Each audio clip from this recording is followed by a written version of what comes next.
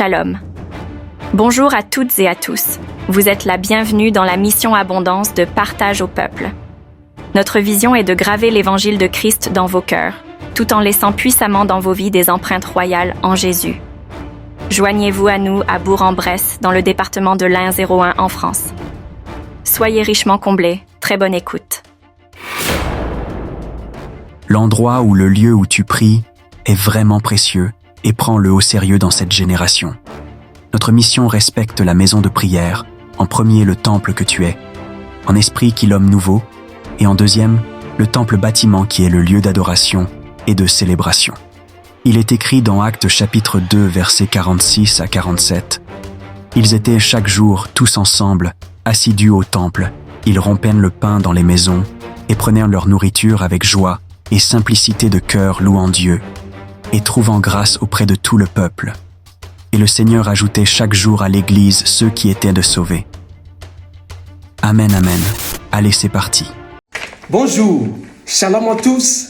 J'espère que vous allez bien par la grâce de notre Seigneur Jésus-Christ. C'est un réel plaisir de toujours partager le message de Christ crucifié, mort, ressuscité le troisième jour.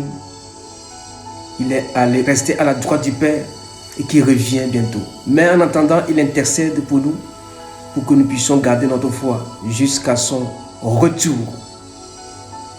Le lieu où tu pries est précieux. Le lieu où tu pries est précieux. Pourquoi ce thème vient pour réveiller l'Église de Dieu, le corps de Christ?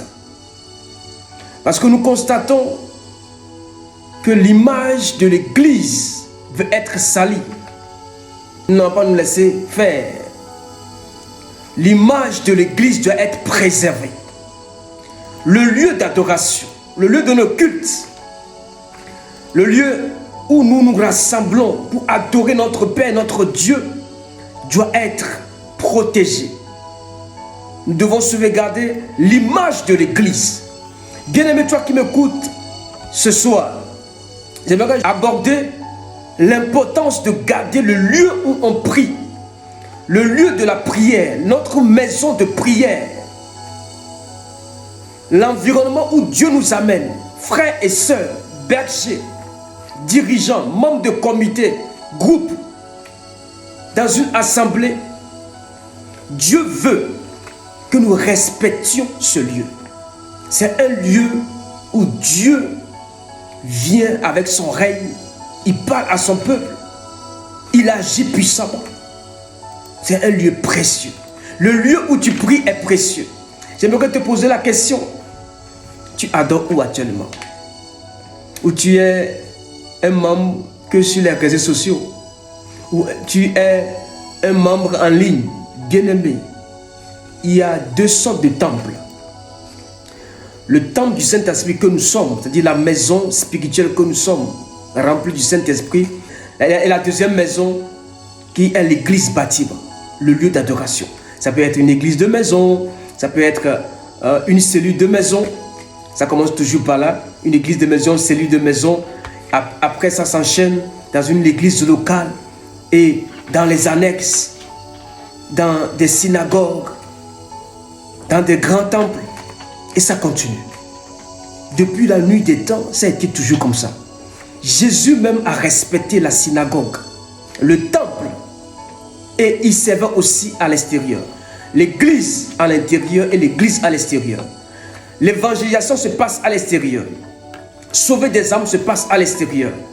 Guérir les malades, miracles, prodiges, ça se passe à l'extérieur, c'est-à-dire la démonstration de la puissance se passe à l'extérieur pour ramener les âmes dans le lieu de prière, la maison de Dieu, pour être enseigné, suivi, baptisé et adoré ensemble. Bien-aimés, nous devons respecter les deux faces. Aujourd'hui, nous déplorons certains messages qui nous disent on n'a plus besoin d'aller à l'église bâtiment. Bien-aimé, Jésus, même ton Seigneur et ton Sauveur, que tu prêches, que tu nous enseignes à respecter. Il a ouvert le livre d'Ésaïe dans l'église bâtiment, ce n'est pas à l'extérieur. Bien-aimé, il y a des messages erronés aujourd'hui que nous laissons passer. Parce qu'il y a deux églises. Je suis le temple du Saint-Esprit. Il y a l'église bâtiment qui doit m'accueillir. Qui doit m'accueillir en tant que frère et sœur pour partager avec les autres âmes, les autres brebis et avoir à la tête un berger. Jésus même est le bon berger. Il a confié l'église à d'autres bergers qui sont les disciples, les apôtres, les prophètes, les pasteurs, les enseignants, les docteurs. Bien-aimés, il est temps qu'on remette de l'ordre dans l'église. J'encourage quelqu'un à être un membre de l'église. Si tu n'as pas encore d'église, prie que le Saint-Esprit t'oriente. Si tu n'as pas encore une congrégation, une assemblée, prie que le Seigneur t'oriente à se réfugier dans la maison de ton Père. Nous lisons la parole de Dieu. Matthieu chapitre 21, le verset 12 à 13. Matthieu chapitre, nous lisons les Saintes Écritures. Matthieu chapitre 21, verset 12 à 13. Il est écrit, verset 12, Jésus entra dans le temple de Dieu. Il chassa tous ceux qui vendaient et qui achetaient dans le temple. Il renversa les tables des changeurs et les sièges des vendeurs de pigeons. Verset 13, il leur dit, il est écrit, ma maison sera appelée une maison de prière. Vous, vous en faites une caverne de voleurs. Verset 14, pour terminer, des aveugles et des boiteux s'approchaient de lui dans le temple et il est guéri. Et il est guéri. Alléluia. Jésus a travaillé sur le terrain. C'est un homme d'évangélisation. Il gagnait des âmes. Mais il revenait vers le temple. À son absence, les gens de l'église ont transformé le temple en un marché. Toi qui m'écoutes, Jésus même a dit, le temple de Dieu, le bâtiment.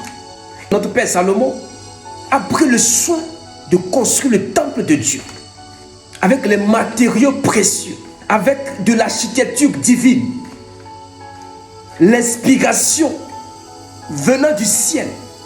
Et ce temple a été dédié pour la gloire de Dieu. Jésus finit son évangélisation, sa sortie, il revient dans le temple et il trouve un dégât qui est organisé, des bêtises par les mêmes qui adorent dans le temple. Ils ont transformé le lieu de la prière, la maison de prière, à une caverne de voleurs. Je ne vais pas attaquer d'abord les voleurs, mais qu'est-ce qui s'est passé? La maison de Dieu est devenue un lieu d'échange, de troc. Ils échangeaient tout ce qu'ils vendaient, achetaient. C'est un commerce organisé, un business. Le lieu de prière n'est pas un lieu de business. La maison de Dieu n'est pas un lieu commercial. Il y a beaucoup de centres commerciaux, si vous voulez aller vendre, faites votre business, faites vos affaires. Mais en dehors du lieu de la prière, c'est un lieu consacré. C'est un lieu dédié à l'Éternel. Bien-aimé, qui ici, qui m'écoute, va laisser sa maison et qui revient voir des poubelles, des déchets, des bacs à poubelles, toutes sortes de pourritures dans sa maison, il sera énervé. Jésus avait la sainte colère. Il s'est énervé, pas la colère naturelle, mais la sainte colère, c'est-à-dire il s'est énervé, il s'est mis en colère parce que les hommes qui sont censés à rester dans l'église, prier, adorer, louer l'Éternel, célébrer notre Dieu, ont changé l'adoration à un lieu d'amusement, de distraction, de déconcentration, à un marché. Ils ont établi leur stand et ils vendaient des pigeons, des oiseaux, oubliant que le Saint-Esprit peut descendre dans l'église en forme de colombe. Le Saint-Esprit n'est pas un oiseau. Mais si ces hommes se mettaient à adorer, prier, célébrer, enseigner, les disciples, les âmes qui sont déjà en place, je crois que la gloire de Dieu va descendre. C'est ce que Jésus attendait d'eux. Il n'attendait pas les voir en train de faire leur propre commerce, chercher leur propre intérêt. Ils cherchaient leur propre intérêt au lieu de se concentrer sur les âmes. Qui es-tu dans l'église? Comment te comportes-tu? Quelle est ton attitude dans le lieu de la prière? Je te le rappelle encore, c'est un lieu précieux. Ne viens pas créer du désordre à l'église, bâtiment, le lieu de culte. Ne viens pas avec ces mentalités de distraire les gens. Viens avec le cœur d'adorateur. et adore en esprit et en vérité. Là où Dieu vient siéger avec son trône, vient régner, tu te permets de faire n'importe quoi, bien-aimé. Si tu es dans ce cas, dans cette situation, répands-toi ce soir. Quand tu m'écoutes, demande pardon au Seigneur. Peut-être tu as mal agi. Ces gens-là, sûrement, ils ont chassé ceux qui étaient dans le temple pour s'accaparer du lieu et transformer en lieu commercial. Sinon, Jésus est venu, il a regardé, mais il n'y a plus les chaises, il n'y a que les stands. Il voyait des robes, il voyait des brebis, il voyait toutes sortes de commerces installés. Alléluia. Mais ce qui m'a intrigué, Jésus a pris le fouet, il les a chassés, il les a dispersés. Bien aimé, nous ne sommes plus au temps de prendre un bâton. Nous ne sommes plus au temps de prendre un bâton, un fouet pour chasser les gens à l'église. Non, Dieu ne nous a pas appelé à chasser, mais à réunir. Dieu ne nous appelle pas à diviser, à séparer, mais plutôt à conserver la grâce. C'est-à-dire les âmes qui sont à notre charge. Moi, je suis berger. Comment je peux me permettre de chasser les brebis? Mais c'était des brebis galeuses, des boucs qui étaient ignorants de la présence de Dieu. Le lieu de culte est un lieu de présence par son esprit, un lieu d'enseignement. C'est une école spirituelle, l'école du Saint-Esprit. Nous venons, nous rentrons et nous sommes transformés en ce lieu. Dieu nous parle, nous recevons des prophéties venant de Dieu. Et des gens qui laissent le travail, ils laissent le boulot, les activités et ils viennent se concentrer pour écouter Dieu. Comment on peut se permettre du désordre, de créer du désordre, de faire n'importe quoi à l'église bâtiment? Si tu es conscient que tu es un temple du Saint-Esprit et tu ne laisses pas n'importe quoi rentrer dans ton corps, ne permets pas, en écoutant ce message, n'importe quoi et n'importe qui crée du désordre dans la maison de Dieu. Je parle de la maison de mon Père. Jésus m'a dit même, c'est la maison de prière qui est transformée en caverne de voleurs. Qui est le voleur? Dites-moi, qui est le père des voleurs? C'est le diable. Le diable est un voleur, est un menteur, est un rusé, un usurpateur. Celui qui falsifie la parole de Dieu. L'esprit de vol, ce n'est pas simplement aller piquer ce qui ne t'appartient pas.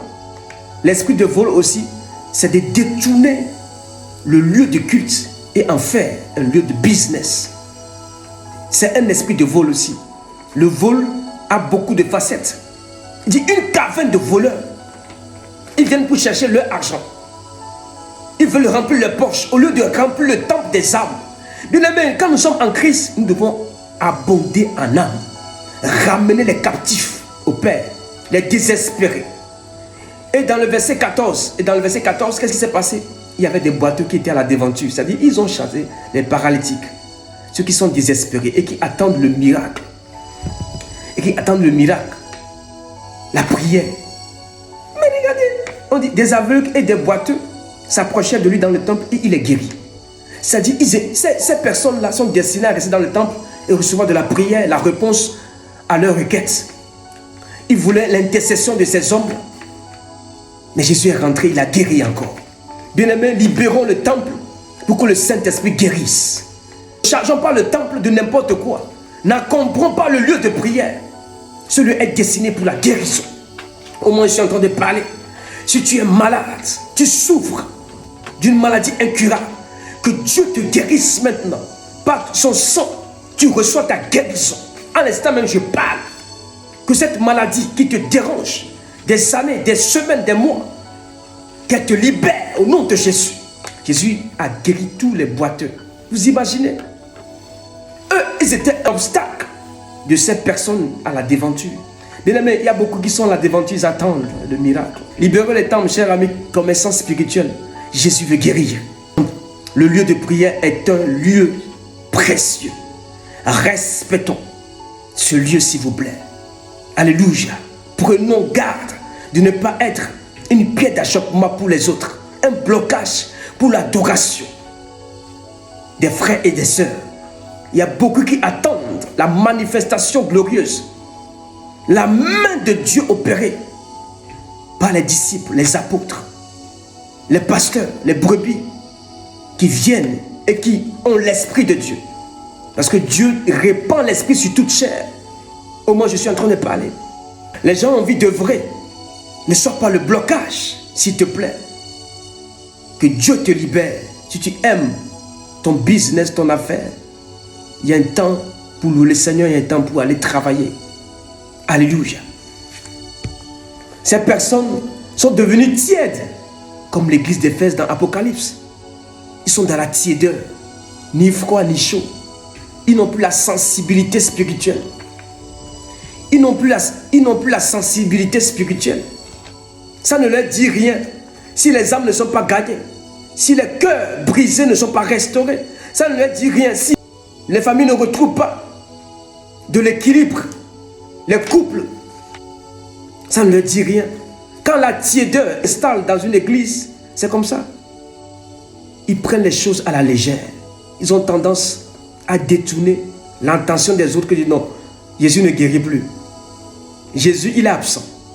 Je te pose une question. Si Jésus est absent, qu'est-ce que tu fais dans ton église? Comment tu agis en l'absence de Jésus? Maintenant, Jésus est en toi. Est-ce que tu es conscient que Jésus, quand tu vas à l'église bâtiment, au lieu de culte, à la maison de prière, maison d'adoration, qu'importe les centres, il y en a plusieurs. Mais quand tu y vas, est-ce que tu es conscient que Jésus est en toi avant de rentrer dans le temple? En leur absence. Vous allez reconnaître les vrais disciples. En tant que berger, vous allez reconnaître les vrais disciples si tu es absent. Ou tu voyages.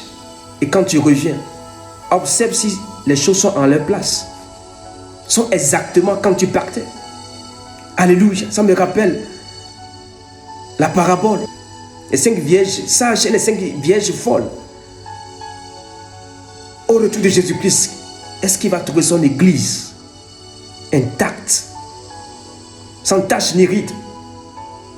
Oh, l'agneau qui a été immolé pour nous, un agneau sans tache, ni ride, ni rature, sans aucun défaut. Dans 1 Pierre chapitre 1, le verset 14 à 19. Alléluia. Il est l'agneau sans tache, sans aucune faille. Bien-aimé, on doit nous retrouver dans le temple, dans le lieu précieux, avec un cœur sincère, un cœur fidèle jusqu'à la mort. Nous blaguons beaucoup, bien-aimés. Vous savez pourquoi le monde ne nous respecte pas? Nous blaguons avec nos lieux de prière. Observez les autres religions, ils ne rigolent pas avec le lieu de prière, le temple dans lequel ils adorent. Bien-aimés, chers, chaque personne qui est en Christ, je vous interpelle à préserver l'image de l'église, notre lieu, notre maison de prière. Alléluia. Ça se passe dans le Nouveau Testament, au temps de Jésus-Christ même. Les gens n'ont pas peur de Jésus-Christ. C'est-à-dire qu'ils ne respectent même pas la puissance que Jésus génère à l'intérieur de l'église et à l'extérieur. Quelqu'un qui a ouvert le livre d'Ésaïe a prêché, mais les gens se demandaient d'où vient cette connaissance.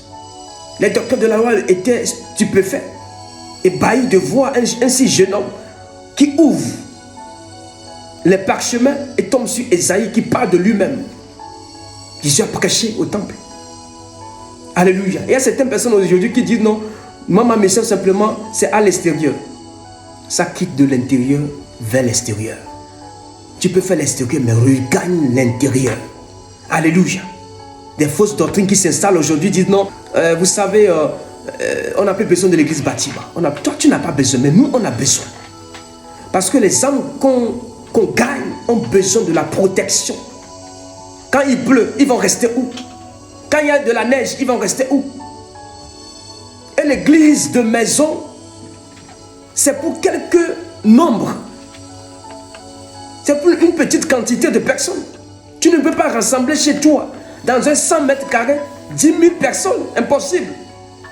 Bien-aimé, ne gâtez pas le travail des architectes, des ouvriers maçons qui construisent des bâtiments. Eux aussi, ils savent l'importance de construire une église. Même pour construire une église, il y a des normes qu'on respecte. Alléluia.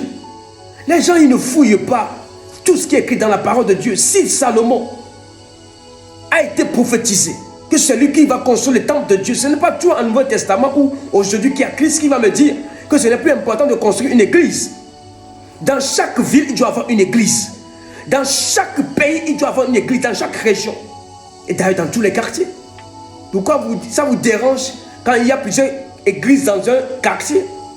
C'est pour la gloire de Dieu. C'est pour la gloire de Dieu. Nous sommes la lumière du monde. S'il y a beaucoup de lumière, nous allons beaucoup éclairer et gagner du terrain. Bien aimé, c'est comme si on enlève dans votre cœur l'amour de servir le Seigneur. Les apôtres, dans les actes des apôtres, il dit, ils étaient tout le temps, tous les jours au temple, assidus au temple. Ils étaient tout le temps assidus au temple. Mais aujourd'hui, nous n'avons plus le temps d'aller au temple, à la maison de prière. Bien aimé, Dieu veut exaucer la prière de son peuple. Il faut que le peuple se réunisse en un lieu, appelé la maison de prière. Jésus même a vu la maison, a vu la qualité du bâtiment. Il dit, ça c'est la maison de mon Père. Respectez ce lieu. Jésus même a parlé. Qui es-tu? Le roi de tous les rois, le Seigneur de tous les seigneurs a parlé. Qui es-tu? Tu veux dire le contraire? Est-ce que tu es plus grand que notre Seigneur que nous servons? Humilie-toi. Humilie-toi. Sois humble. Sois humble. Tu ne peux pas dépasser la parole de Dieu. Tu ne peux pas dépasser la parole de Dieu. Tu ne peux pas dépasser la parole de bien-aimé. Tu peux avoir l'onction, toute l'onction du monde. Tu ne peux pas dépasser Jésus. Il faut qu'on te le dise. Sois humble. L'humilité précède la gloire. Jésus est venu mettre de l'ordre. Je prie pour un bon berger de mettre de l'ordre dans son église. Je ne dis pas de fouetter les gens, mais prends le bâton de berger. C'est-à-dire prends ta responsabilité de bien organiser l'église pour qu'on ne trouve pas de failles, pour qu'on ne trouve pas de failles et des erreurs qui vont nous coûter dans l'avenir. Parce que les autorités politiques respectent la place de l'église. Les autorités ecclésiastiques sont respectées aussi en tant qu'autorités dans le pays. Mettons de l'ordre et soyons vigilants. Les gens nous observent. Soyons des modèles et des exemples dans la société. Nous sommes des hommes de la vérité et nous sommes des ambassadeurs sur la terre, envoyés par Jésus-Christ. Amen. Il y a un deuxième cas aussi concernant l'Ancien Testament, concernant deux fils. Quelque chose qui s'est passé dans le temple de Dieu. Nous allons lire la parole de Dieu. Il s'agit du cas de Élie, le sacrificateur. Pas Élie le prophète, mais Élie le sacrificateur, qui s'écrit avec sans E, et les enfants. Élie et ses enfants, Ophni et Phiné. Ophni et Phiné. Je lis la parole de Dieu. 1 Samuel chapitre 2, versets 12 à 36. 12. Les fils d'Élie étaient des hommes pervers. Ils ne connaissaient point l'Éternel. Ces jeunes gens se rendaient coupables devant l'Éternel d'un très grand péché, parce qu'ils méprisaient les offrandes de l'Éternel. Alléluia. Je vais m'arrêter là-bas. Verset 12 et le verset 17. On dit les fils de Élie, le sacrificateur, sont des pervers. Bien aimé, la perversité n'a pas commencé aujourd'hui. Tout ce que vous voyez aujourd'hui, les péchés contre nature, les gens dénaturés, n'a pas commencé aujourd'hui. Ophni et Phiné étaient des pervers, fils d'un sacrificateur. On peut dire aujourd'hui fils d'un pasteur, d'un évêque, d'un apôtre, d'un prophète, d'un évangéliste, d'un enseignant. Ils étaient des pervers. Mais ils étaient dans le temple. C'étaient des enfants carabinés, mal polis, mal éduqués, aucune notion de la parole de Dieu. Mais ils étaient les enfants d'un serviteur, un sacrificateur en ce temps. Élie peut-être se battait pour récupérer la vie des enfants, mais ces enfants étaient têtus. Ils ne respectaient pas le temple de Dieu. Ils vont jusqu'à coucher avec les femmes dans le temple. Ils se permettent de toucher les filles, les femmes d'autrui, dans le temple. Quelle abomination! La perversité a beaucoup de facettes. Ce n'est pas simplement être dénaturé. Il y a encore pire, aller jusqu'à coucher avec les femmes d'autrui dans le temple de Dieu. Abomination. Bien-aimé, que Dieu te délivre de toute perversité. Abomination. Alléluia. Ils sont déréglés spirituellement. La chair a pris le dessus. Les convoitises de la chair ont pris le dessus. Ceux qui veulent saluer le temple, c'est comme ça. Ils agissent par la chair. par les émotions. Quand ils ont envie, ils peuvent se satisfaire dans le temple, en l'absence de leur papa. Élie le sacrificateur. Élie était dégoûté. Il n'arrivait même plus à prier en voyant l'attitude de ses enfants.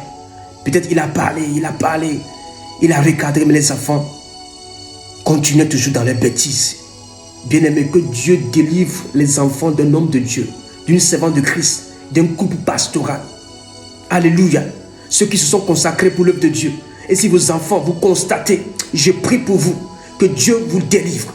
Et vous qui avez des enfants qui sont au bas âge, priez pour eux. Imposez-leur les mains quand ils dorment dans la nuit. Priez pour eux. Préparez-leur leur avenir. Faites-les méditer la parole. Faites-leur chanter les louanges de Dieu. Protégez vos familles, chers hommes de Dieu et servants de Christ. Des couples pastoraux, nous vous en supplions. Si le diable ne peut pas attaquer le ministère, ni toi, ni ta femme, il va vouloir attaquer les enfants. Que Dieu protège les enfants des serviteurs, des servants de Christ. Au nom de Jésus-Christ de Nazareth. Alléluia. Nous allons lire la parole de Dieu dans toujours 1 Samuel chapitre 2, le verset 30 à 33. 30, c'est pourquoi voici ce que dit l'Éternel, le Dieu d'Israël. J'avais déclaré que ta maison et la maison de ton père marcheraient devant moi à perpétuité. Et maintenant, dit l'Éternel, loin de moi, car j'honorerai celui qui m'honore, mais ceux qui me méprisent seront méprisés. Voici le temps arrive où je retrancherai ton bras et le bras de la maison de ton père, en sorte qu'il n'y aura plus de vieillard dans ta maison. Tu verras un adversaire dans ma demeure, tandis qu'Israël sera comblé de bien par l'Éternel. Il n'y aura plus jamais de vieillard dans ta maison. Verset 33. Je laisserai subsister auprès de mon autel l'un des tiens, afin de consumer tes yeux et de t'attrister ton âme. Mais tous ceux de ta maison mourront dans la force de l'âge. Verset 34. Et tu auras pour signe ce qui arrivera à tes deux fils, Ophni et Phiné. Ils mourront tous, les deux, le même jour. Ophni et Phiné, des enfants maudits, des enfants rebelles, des enfants qui n'ont pas écouté la voix de Dieu, qui ne respectent pas le lieu de prière, la maison de Dieu, le temple où les gens viennent adorer. Alléluia. Élie, heureusement, le sacrificateur Élie avait un enfant appelé Samuel. Samuel qui est issu, qui venait de la stérilité. Samuel qui priait, qui a même écouté la voix de Dieu 3 fois. Et Élie le sacrificateur l'a dit, si tu entends encore la 3e fois la voix, sache que c'est Dieu qui te parle. Et en ce temps, la lampe de l'Éternel commençait par s'éteindre. Heureusement qu'il y avait Samuel. Heureusement que Samuel était là pour restaurer la lampe de l'Éternel, c'est-à-dire la lumière de Christ en ce temps. C'est-à-dire la lumière de Dieu, la présence de Dieu, à cause de la prière de ce petit Samuel qui était à côté de Élie, un petit disciple. N'ignore pas, ne néglige pas les petits disciples à côté de toi. Samuel priait. Mais malheureusement que les enfants de Élie, le sacrificateur, sont morts prématurés. Élie même a fini éventré. C'était un homme qui était balèze. Il est tombé de l'étage et s'est éventré à cause de l'attitude de ses enfants. Le comportement de ceux qui sont autour de toi, je ne parle pas simplement d'une famille, mais qui sont autour de toi, peuvent te coûter la vie, peut détruire ton ministère, ta mission sur la terre. Fais attention. Quand tu remarques, recadre et prie pour eux. Recadre et prie pour eux. Recadre et prie pour eux.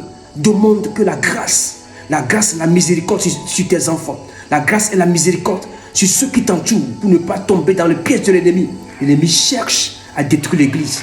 Imagine en ce temps, les gens qui voulaient venir adorer dans le temple, en voyant l'attitude de Ophni et Phiné, peut les empêcher de venir adorer. Et ces enfants même se permettaient de prendre l'offrande. C'est-à-dire, ils se permettaient de prendre l'offrande. Ils prenaient des offrandes qui ne leur sont pas destinées. Ils osaient